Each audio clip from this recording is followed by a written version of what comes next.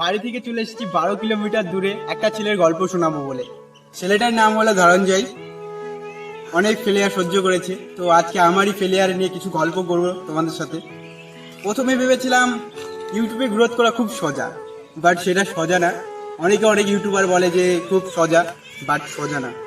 তো তোমাদেরকে আমারই কিছু ফেলিয়ার নিয়ে কথা বলবো।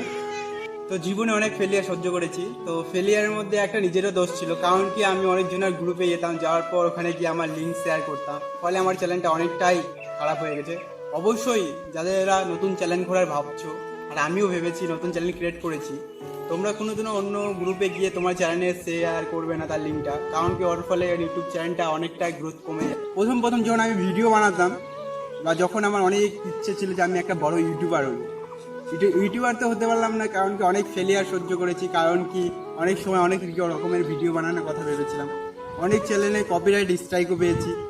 তাই জন্য অনেক মোটিভেশন ভেঙে আবার আমি ভাবলাম যে একটা নতুন চ্যানেল ক্রিয়েট করে নতুনভাবে ভিডিও বানানোর কথা। তাই ভাবলাম একটা শর্ট চ্যানেল ক্রিয়েট করি। তোমরা পাশে থাকবে তো? পাশে কিন্তু রাখবেই সবাইকে, কারণ কি আমি ভাবছি আবার নতুন করে একটা চ্যানেল ক্রিয়েট করে, মানে ভাবতেই পারছো ফের থেকে শুরুয়াত।